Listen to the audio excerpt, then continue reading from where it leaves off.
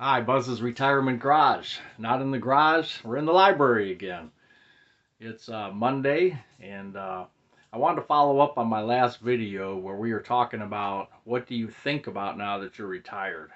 One of the commenters, we were talking about old shows, old TV shows, and one of the commenters said they were watching a show called UFO. And I had never heard about that. Of course, we watched Lost in Space, we watched Voyage to the Bottom of the Sea. We watched other shows, and he or she brought up this UFO show, which I've never heard about before. So anyway, I said something about, well, I should do a video and tell my story about when I saw a UFO. And someone else said, yeah, tell the story because I saw a UFO too. So I wanted to just do a quick video. Has nothing to do with retirement, but just do a quick video on my UFO story. So I'll make it quick.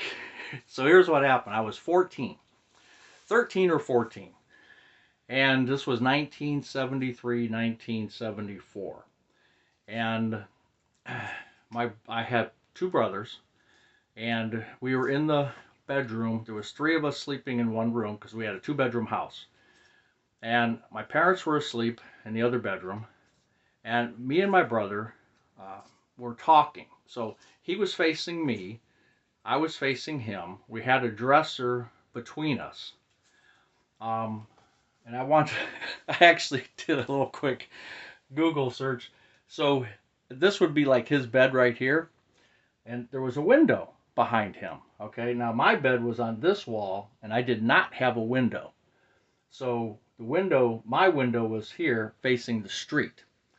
He had a window just like this, and we had a dresser in between. So picture he's facing me, I'm facing him. He's got the window behind him. Now this was probably, I want to say late summer, just before maybe August or September. I'm not positive, but it was getting late. It was getting towards school time, which was, I think we started school in September, or the first week of September, or right after maybe the second week of September or something. Back then it's different than now. But anyway, we were sitting there talking to each other, and it was the moon was out, and it was shining through that window onto his bed. And I'm watching him, and we're talking, and all of a sudden, it went pitch black. So I'm like, what was it? Is there a cloud that just passed by? It just seemed weird because it's like bright, bright, bright, bright, and then dark all of a sudden. And so he looks up and he goes, what is that? And I'm like, what? So I get out of my bed and I look out his window, and we're staring out through this window. And up above, there's a house next to us. And above that house, just into their front yard, not too much higher than the house, was this sphere. And it had blue lights on the top, like faint blue lights circling it. Okay? Now remind you, this is 1973, 1974. You never heard about a drone before, okay? So of course, I'm the oldest. I go run and get my parents. Hey, wake up, wake up. There's something out here. And of course, they're like, yeah, whatever. So by the time my mom gets up, she comes out, and I asked my brother, I said, what happened? And he said, it just moved up and went back over the house, and it's gone. And of course, my mom's like, yeah, whatever. She goes back to bed. And I kept thinking, what was that? Now, as I grew older, I had to figure out, what did I see? Now, let me tell you, in this particular case, I have a strong, strong feeling that it's not some extraterrestrial thing. This is man-made. Now, why do I say that? So this map illustrates, so this is where I lived.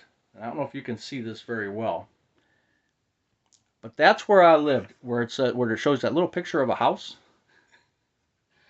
And this is a cemetery, a large cemetery behind our house. This is the Metro Park system, Cleveland Metro Parks. So that's this whole area right here, and this is NASA. NASA had a huge, and still does, jet propulsion area. So think about that. You've got NASA right there. You've got nothing but trees. You've got a cemetery where not too many people are there at 11 o'clock, midnight, whatever time it was. It's a straight shot to where my house was. So could NASA, back in the early 70s, have the technology, or the U.S. government, whatever you want to call it, have the technology back then that we're seeing now? You know, you're seeing these, what do they call these, orbs, or these tic tacs, they're calling them. And you know, have the Air Force and you have Navy people on the ships saying, hey, we're seeing these things. Could we have this technology? Could we have had it back in the early 70s? And where did it come from? Did we develop it? I would think so. You know, is Roswell part of that? I don't know.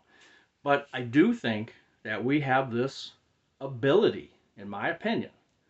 We have this ability based on what I saw, and with NASA so close, that we've had this ability to make a noiseless, and that's one thing I didn't bring up. This thing did not make a sound. Because remember, this is summertime, windows open. We didn't hear a sound.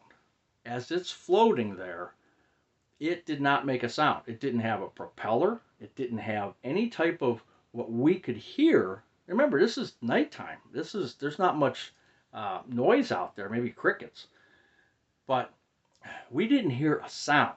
So whatever this was, and whatever propulsion was used on it, if we had that technology in the 70s, think about what we have now. So I don't believe in aliens. I don't believe in extraterrestrials. Um, Maybe there is, but I believe NASA has already figured it out, and they've got this little secret in their back pocket, and I think that's what all this Tic Tac stuff and all this stuff you're seeing in the news today, I think that's what it's all about. Anyway, that's my quick story on UFOs, and if you have one, if you've seen something that you can't explain, and you know you want to talk about it, put it in the comment. Let's talk about it. We'll see you. Take care.